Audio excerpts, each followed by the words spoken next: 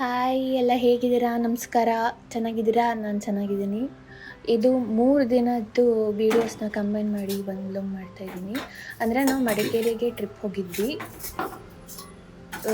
So ಅದರ ಮುಂಚಿನ ದಿನದ್ದು ಮಡಿಕೇರಿದು ಮತ್ತು ನೆಕ್ಸ್ಟ್ ಡೇ ವ್ಲಾಗ್ ಇದು. ಸೊ ಫಸ್ಟಿಗೆ ಹಸ್ಬೆಂಡ್ ಕೆಲ್ಸಕ್ಕೆ ಹೋಗಿ ಆಯಿತು, ಮತ್ತು ಮಗ ಶಾಲೆಗೆ ಹೋಗಿದ್ದಾನೆ. ಶಾಲೆ ಎಲ್ಲ ಶುರು ಆಯ್ತಲ್ಲ, ಸೊ ಅವನನ್ನು ಬಿಟ್ಟು ಬಂದಿದ್ದೀನಿ. ಇವಾಗ ಸ್ವಲ್ಪ ಪಾತ್ರೆ ಎಲ್ಲ ಇತ್ತಲ್ಲ, ತೊಳೆದಿಟ್ಟಿದ್ದೆ. ಸುಮಾರು ಪಾತ್ರೆ ಆಗಿತ್ತಾ, ಅದು ನಿನ್ನೆ ಸ್ವಲ್ಪ ಯಾಕೋ ಪಾತ್ರೆ ತೊಳೆಯೋಕೆ ಆಗಿರಲಿಲ್ಲ. ಅದಕ್ಕೆ ಸುಮಾರು ಪಾತ್ರೆ ಇತ್ತು, ಹಾಗೆ ಎಲ್ಲ ತೊಳೆದಿದ್ದನ್ನೆಲ್ಲ ಒಳಗಿಟ್ಟು ಈಗ ಸ್ವಲ್ಪ ಸ್ಟವೆಲ್ಲ ಬೆಳಗ್ಗೆ ತಿಂಡಿದೆಲ್ಲ ರಾಮಾಯಣ ಆಗಿರುತ್ತಲ್ಲ, ಅಡುಗೆ ಮನೆ ಸ್ವಲ್ಪ ಕ್ಲೀನ್ ಮಾಡ್ಕೊಂಬಿಟ್ರೆ ಒಂದ್ಸತಿ ಆರಾಮ್ ಅನಿಸುತ್ತೆ. ಮಧ್ಯಾಹ್ನ ಅಡುಗೆ ಮಾಡೋಕ್ಕೆ ಫ್ರೆಶ್ ಅನಿಸುತ್ತಲ್ಲ. ಹಾಗೆ ನೀರು ಕುಡಿತಿದ್ದೆ, ಹಾಗೆ ನೀರು ಕುಡಿತಾ ಅಡುಗೆ ಮನೆ ಎಲ್ಲ ಕ್ಲೀನ್ ಮಾಡ್ಕೊಂಡೆ ಒಂದ್ಸತಿ.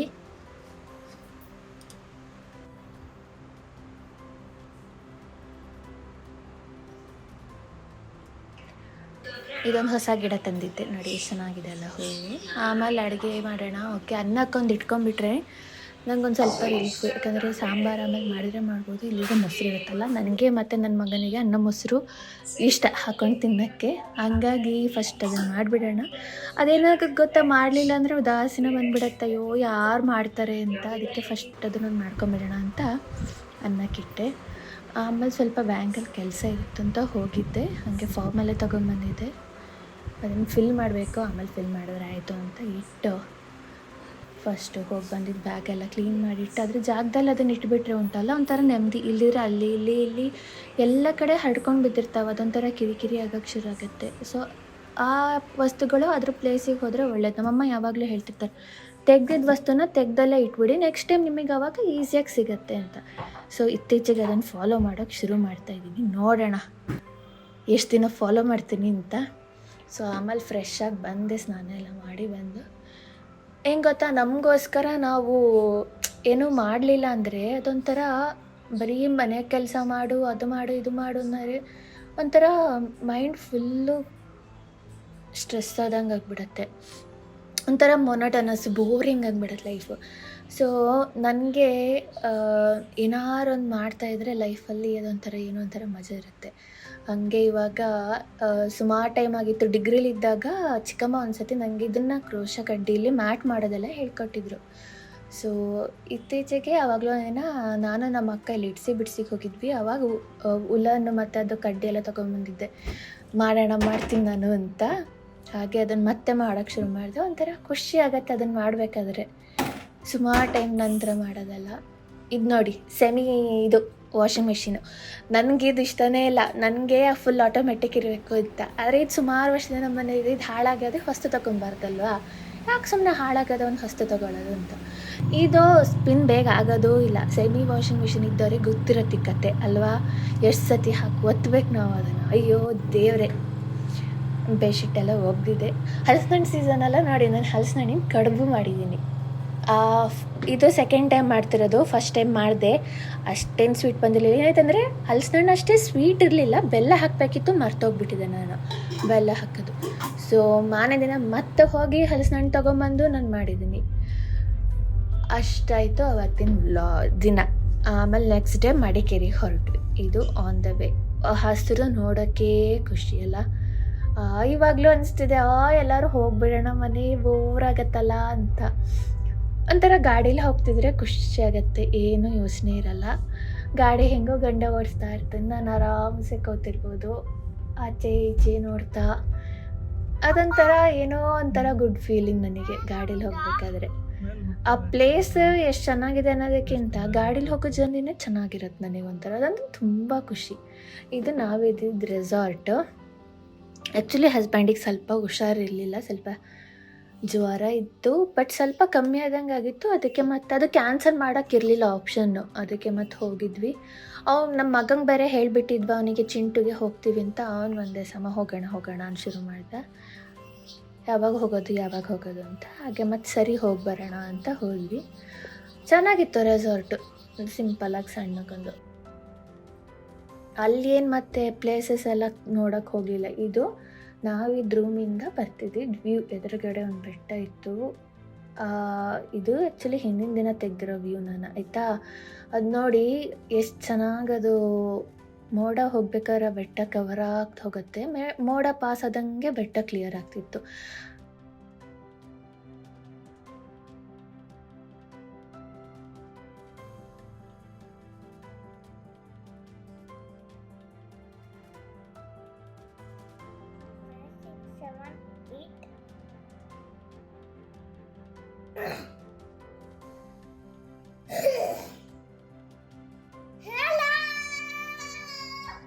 ಹಲೋ,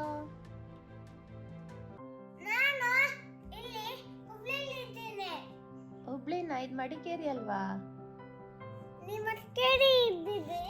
ಹೌದು, ನೀ ಹುಬ್ಳಿಲಿದ್ಯಾ? ಹುಬ್ಳಿಗೆ ಏನಕ್ಕೆ ಹೋದೆ? ಏನ್ ಕೆಲ್ಸ?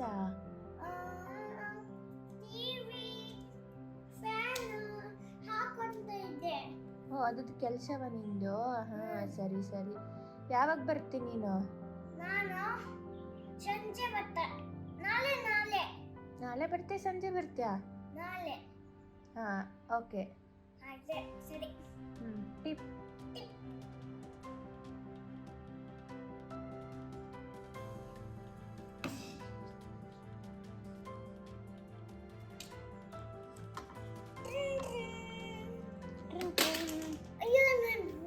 ಮೊಬೈಲ್ ಯಾರಾದ್ರೂ ಬೀಳಿಸ್ತಾರೇನೋ?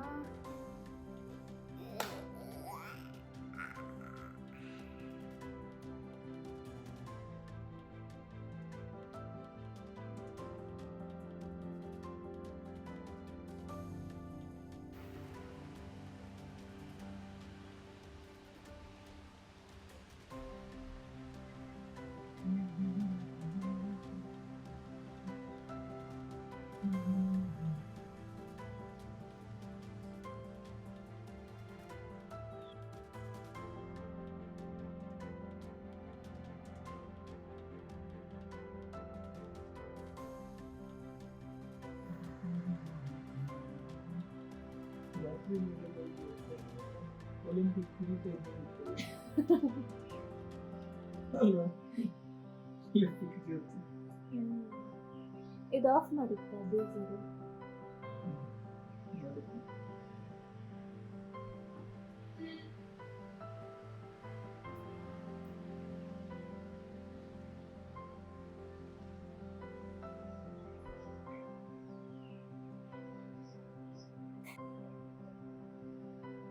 ಇವೆಲ್ಲ ಮನುಷ್ಯರು ವಾಸ ಗೊತ್ತಿಲ್ಲ. ಅಡುಗೆ ಗೊತ್ತಿದೆ. ತೋಟ ಯಾಕಂದ್ರೆ 4-5 ದಿನ ಅಷ್ಟೇ.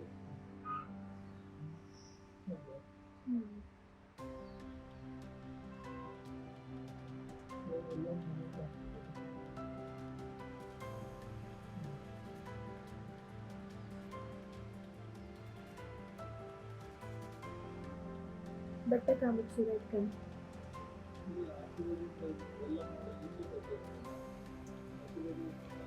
ಇದು ನೋಡಿ ಫುಲ್ ಕವರ್ ಆಗಿಬಿಟ್ಟಿದೆ. ಇವಾಗ ಸ್ವಲ್ಪ ಹೊತ್ತು ಹಾಗೆ ಕುತ್ಕೊಂಡು ಮಾತಾಡಿದ್ವಿ. ಅವನೇನೋ ಟಿ ವಿ ನೋಡ್ತಾ ಇದ್ದ. ಮನೇಲಿ ಅಷ್ಟು ನಾವು ಟಿ ವಿ ಹಾಕಲ್ಲಲ್ಲ, ಹಾಗಾಗಿ ಅಲ್ಲಿ ಟಿ ವಿ ನೋಡ್ತಿದ್ದ. ಮತ್ತು ಸ್ವಲ್ಪ ಹೊತ್ತು ಬಂದು ಕುತ್ಕೊಂಡು ಅವನು ಬೆಟ್ಟನೆಲ್ಲ ನೋಡ್ತಿದ್ದ. ನನ್ನ ಹಸ್ಬೆಂಡ್ ಬೇರೆ ತಮಾಷೆ ಮಾಡ್ತಿದ್ರು, ನೀನು ಬೆಟ್ಟದ ಮೇಲೆ ಬಿಟ್ಟು ಬರಲ್ಲ ಅಂತ. ಅವನು ಇವು ಬೇಡ ಅಂತೆಲ್ಲ ಏನೇನೋ ಆಟ ಆಡ್ತಿದ್ದ. ಹೀಗೆ ಒನ್ ಡೇ ಅಲ್ಲಿ ಕಳೆದ್ವಿ. ಚೆನ್ನಾಗಿತ್ತು ನೋಡಿ, ಎಷ್ಟು ಚೆನ್ನಾಗಿದೆ ಜಾಗ ಅಲ್ಲ ಒಂಥರ ನೋಡೋಕ್ಕೆ. ಅದು ಮೋಡ ಪಾಸ ಆಗ್ತಿರೋದು ನೋಡೋಕ್ಕೆ ಖುಷಿ ಆಗುತ್ತೆ ಅಲ್ವಾ?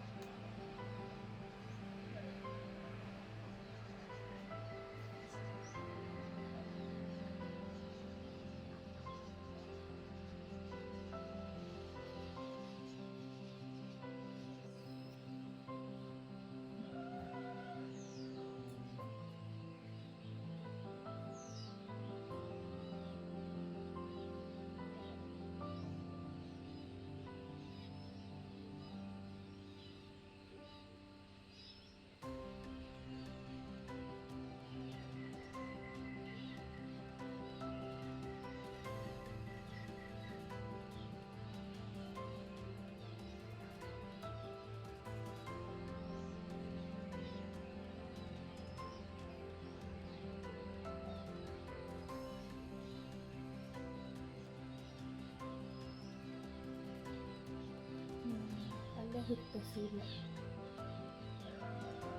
ರೇಸ್ ಕಾಣ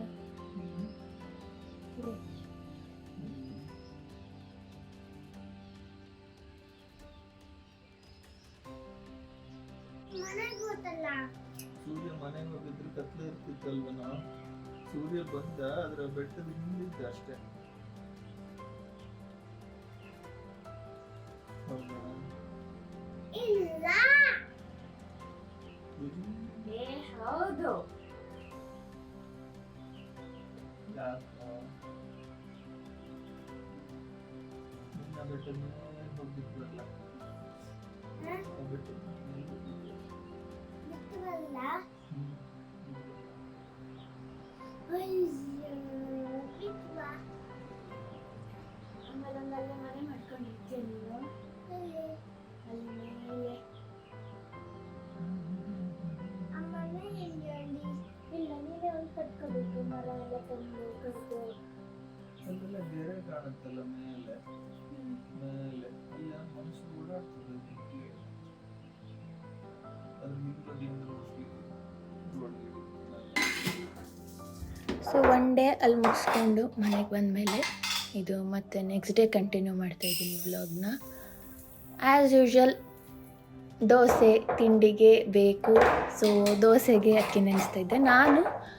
2 ಕಪ್ ದೋಸೆ ಅಕ್ಕಿಗೆ 1 ಕಪ್ ಉದ್ದಿನಬೇಳೆ, ಆಮೇಲೆ ಸ್ವಲ್ಪ ಸಬ್ಬಕ್ಕಿ, ಆಮೇಲೆ ಕಡಲೆಬೇಳೆ, ಆಮೇಲೆ ಒಂದು ಸ್ವಲ್ಪ ಮೆಂತ್ಯ ಹಾಕ್ತೀನಿ. ನಿನ್ನೆ ನಮ್ಮಮ್ಮ ಹೇಳ್ತಾಯಿದ್ರು ಸ್ವಲ್ಪ ತೊಗರಿಬೇಳೆನೂ ಹಾಕಿದ್ರೆ ಚೆನ್ನಾಗಿ ಬರುತ್ತೆ ಅಂತ ಟಿ ವಿಲಿ ಯಾರೋ ಹೇಳಿದಾರಂತೆ, ನೆಕ್ಸ್ಟ್ ಟ್ರೈ ಮಾಡು ಅಂತ. ಸೊ ನೆಕ್ಸ್ಟ್ ಟೈಮ್ ಸ್ವಲ್ಪ ತೊಗರಿಬೇಳೆನೂ ಹಾಕಿ ಟ್ರೈ ಮಾಡಬೇಕು. ಸೊ ಇದು ಇವಾಗ ಹಾಗೆ ದೋಸೆಗೆ ನೆನೆಸ್ತಾ ಇದ್ದೆ. ಇನ್ನು ಸಂಜೆ ದೋಸೆಗೆ ಅರಿತೀನಿ. ಅಂದರೆ ನಾನು ಸುಮಾರು ಹೊತ್ತು ನೆನೆಸಿರ್ತೀನಿ ಅದನ್ನು, ಆಮೇಲೆ ಓವರ್ ನೈಟ್ ಬಿಟ್ಬಿಡ್ತೀನಿ ಅದು ಫರ್ಮೆಂಟ್ ಆಗಲಿಕ್ಕೆ. ಸೊ ಬೆಳಿಗ್ಗೆ ಎದ್ದಾಗ ಅದೊಳ್ಳೆ ಚೆನ್ನಾಗಿ ಉಬ್ಬಿ ಬಂದಿರುತ್ತೆ, ದೋಸೆ ಸ್ಮೂತಾಗಿ ಬರುತ್ತೆ. ನಾನಂದರೆ ಒಂದು 3-4 ಡೇಸಿಗೆ ಮಾಡಿಟ್ಟಿರ್ತೀನಿ, ಒಂದು 2-3 ಡಬ್ಬಗಳಲ್ಲಿ. ನನಗೆ ಇದುವರೆಗೂ ಏನು ಹುಳಿ ಬರೋಂಗೆ ಏನು ಅನಿಸಲ್ಲ, ಯಾಕಂದರೆ ನಾನು ಒಂದೊಂದು ಮಾತ್ರ ಕಲಿಸ್ತೀನಿ. ಅಂದರೆ ಯಾವ್ದು ಬೇಕೋ ಅದನ್ನು ಕಲಸಿಡ್ಕೊತೀನಿ. ಉಳಿದಿದ್ದನ್ನೆಲ್ಲ ಜಸ್ಟ್ ಅದು ಉಬ್ಬಿರತ್ತಲ್ಲ ಅದನ್ನು ಹಾಗೆ ಮಿಕ್ಸ್ ಮಾಡಿ ಇಡ್ತೀನಿ ಅಷ್ಟೇ. ಅದಕ್ಕೆ ಉಪ್ಪೆಲ್ಲ ಹಾಕಿ ರೆಡಿ ಮಾಡಿ ಇಟ್ಟಿರಲ್ಲ, ಹಾಗೆ ಇಟ್ಟಿರ್ತೀನಿ ನಾನು. ಸೊ ನನಗದು ಯಾವತ್ತೂ ಹುಳಿ ಬರಲಿಲ್ಲ. ಆಮೇಲೆ ನಾನು ಇತ್ತೀಚೆಗೆ ಒಂದು ಅಬ್ಸರ್ವ್ ಮಾಡಿದೆ, ಏನಂದರೆ ಈ ಅಕ್ಕಿ ತೊಳೆದಿದ್ದ ನೀರು ಮತ್ತು ಬೇಳೆ ತೊಳೆದಿದ್ದ ನೀರು ಎಲ್ಲ ಇರುತ್ತಲ್ಲ, ಅದನ್ನು ವೇಸ್ಟ್ ಮಾಡೋದು ಯಾಕೆ, ಗಿಡಕ್ಕೆ ಹಾಕೋಣ ಅಂತ. ಸೊ ಈ ನನ್ನ ಹತ್ರ ಸ್ವಲ್ಪ ಗಿಡ ಎಲ್ಲ ಇದಾವಲ್ಲ, ಅವಕ್ಕೆಲ್ಲ ಹಾಕೋಕ್ಕೆ ಶುರು ಮಾಡಿದೆ. ಅವೆಲ್ಲ ಒಂಥರ ತುಂಬ ಚೆನ್ನಾಗಿ ಹಸಿರಾಗ್ತಿದ್ದಾವೆ ಮತ್ತು ಬೇಗ ಒಂಥರ ಗ್ರೋತ್ ಆದಂಗೆ ನನಗೆ ಫೀಲ್ ಆಗ್ತಾಯಿದೆ. ಸೊ ಇತ್ತೀಚೆಗೆ ಡೈಲಿ ನಾನು ಮರೀದೆ ಅಕ್ಕಿ ತೊಳೆದಿದ್ದ ನೀರನ್ನ, ಬೇಳೆ ತೊಳೆದಿದ್ದ ನೀರನ್ನ ಎಲ್ಲ ಒಂದು ಕಡೆ ಇಟ್ಟು ಅದನ್ನು ಗಿಡಕ್ಕೆ ಹಾಕೋಕ್ಕೆ ಶುರು ಮಾಡಿದ್ದೀನಿ. ಸೊ ನೀವು ನಿಮ್ಮ ಮನೇಲೂ ಗಿಡ ಇದ್ದರೆ ಬೇಕಾದ್ರೆ ಅದನ್ನು ಟ್ರೈ ಮಾಡಿ ನೋಡಿ, ನಿಮಗೂ ಅದೇ ಥರ ಅನ್ನಿಸ್ತಾ ಅಂತ ಹೇಳಿ. ಆಮೇಲೆ ಹಿಂಗೆ ನೋಡಿ, ಅದೇ ನೀರನ್ನು ತೊಗೊಂಡೋಗಿ ನಾನು ಗಿಡಕ್ಕೆ ಹಾಕ್ತಾಯಿದ್ದೀನಿ. ಇದು ಈ ಗಿಡ ಇದೆಯಲ್ಲ, ಅದರ ಹೆಸರು ನನಗೆ ಗೊತ್ತಿಲ್ಲ, ಬಟ್ ಅದು ನನ್ನ ಹತ್ರ ಆಲ್ಮೋಸ್ಟ್ ಒಂದು 2-3-4 ಇಯರ್ಸಿಂದನೇನೋ ಇದೆ. ಸಣ್ಣಕ್ಕಿದ್ದಿತ್ತು, ಇವಾಗ ಎಷ್ಟು ಎತ್ತರಕ್ಕಾಗಿದೆ. ಈ ಮನಿ ಪ್ಲ್ಯಾಂಟು ಒಂಥರ ಕಲರ್ ಚೇಂಜ್ ಇದೆ, 2 ಕಲರ್ ಇದೆ, ಒಂದೊಂಥರ ಲೈಟ್ ಗ್ರೀನು, ಇನ್ನೊಂದೊಂಥರ ಡಾರ್ಕ್ ಗ್ರೀನು. ಈ ಬುಟ್ಟಿ ಇದೆಯಲ್ಲ, ನನಗೆ ಬುಟ್ಟಿಗಳಂದರೆ ತುಂಬ ಇಷ್ಟ ಆಯಿತಾ. ಈ ಬುಟ್ಟಿನ ನನ್ನ ಮೊನ್ನೆ ಮಡಿಕೇರಿಯಿಂದ ತಂದಿದ್ದು. ಅದು ಬೀಟ್ರೂಟ್ ಸ್ವಲ್ಪ ಉಳಿದಿತ್ತು, ಅದು ಸಾಂಬಾರು ಮಾಡೋಕ್ಕೋಗಲ್ಲ, ಪಲ್ಯ ಮಾಡೋಕ್ಕೋಗಲ್ಲ. ಸೊ ನಾನು ಅಂದ್ಕೊಂಡೆ ಅದನ್ನು ಒಣಗಿಸ್ಬಿಟ್ಟು ಪುಡಿ ಮಾಡಿಡ್ತೀನಿ, ಅಂದರೆ ಕಲ್ಲರಿಗೆ ಯೂಸ್ ಆಗುತ್ತಲ್ಲ ಅಂತ. ಹಾಗೆಯೇ ಹಲಸಿನ ಬೀಜ ಇತ್ತು, ಅದನ್ನು ಒಣಗ್ಸಕ್ಕೆ ಇಟ್ಟಿದ್ದೀನಿ ಸಾಂಬಾರು ಮಾಡೋಣ ಅಂತ. ಆಮೇಲೆ ಗಿಡ ಎಲ್ಲ ಇಡೋಕ್ಕೆ ಒಂದು ಸ್ಟ್ಯಾಂಡ್ ತರಿಸಿದ್ದೆ, ಅದು ಸಿಕ್ಕಾಪಟ್ಟೆ ಸ್ಕ್ರೂ ಎಲ್ಲ ಹಾಕೋಕ್ಕಿತ್ತು, ನನಗಂತೂ ಬರಲ್ಲ ಅದು. ಸೊ ನನ್ನ ಹಸ್ಬೆಂಡ್ ನನಗೆ ಹೆಲ್ಪ್ ಮಾಡ್ತಾ ಇದ್ದಾರೆ.